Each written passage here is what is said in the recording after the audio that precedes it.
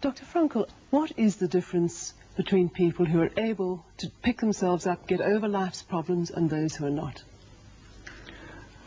The decisive factor is decision, the freedom of choice, the freedom to come up with a decision. It should be, I would like to become this way or another, in spite of conditions that should only seem to fully determine my behavior. I wish to act freely as a responsible being, which is a human being. I wish to act in accord with heredity and environment, owing what I become to them, but also, if need be, in spite of the worst conditions. This is exactly what you could watch and witness under severe, extreme conditions of stress or of tragic conditions. Just think of people living for several years under the worst conditions of a prisoner of war camp.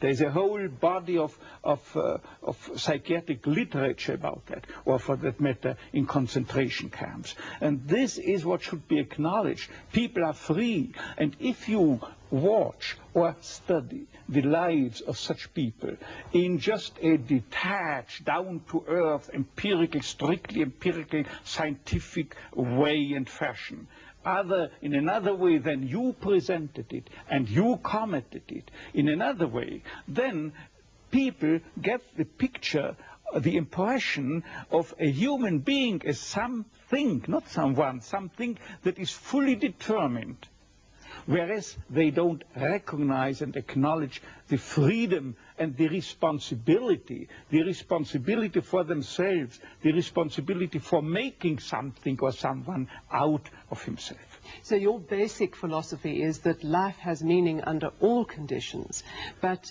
how easy is it when there's a sense of hopelessness, a sense of despair, to recognize this meaning?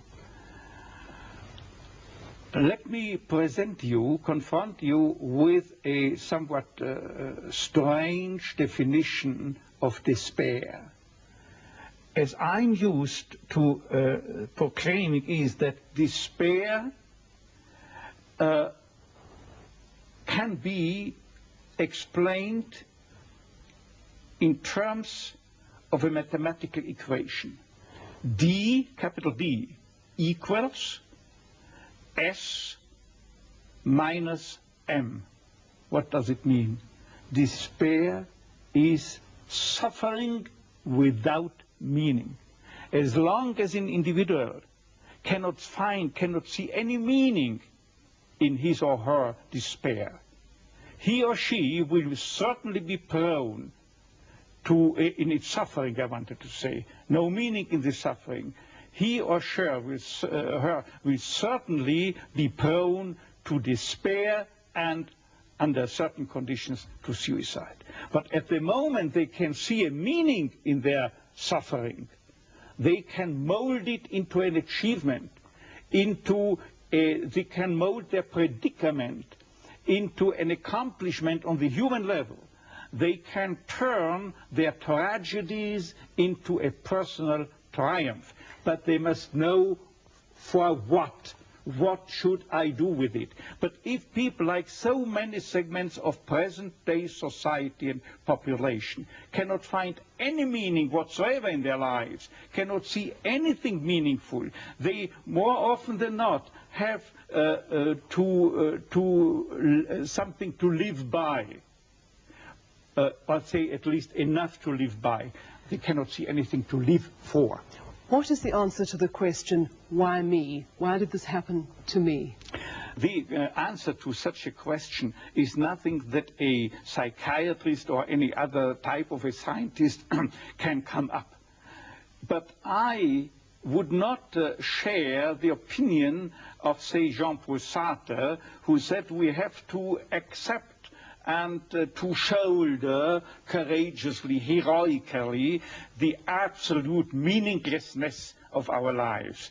But what I think is rather that what we have to accept is the incapacity of our humanness, the incapacity to recognize the ultimate meaning in intellectual or merely rational terms. This is the only thing we have to accept.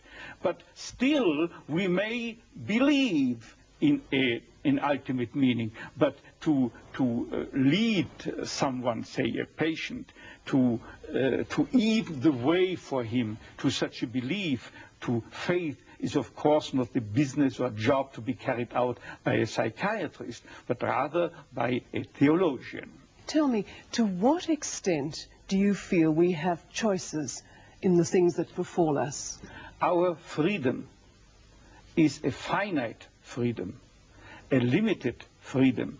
That is to say, a human being is never fully free from conditions, be they of biological or psychological or sociological kind.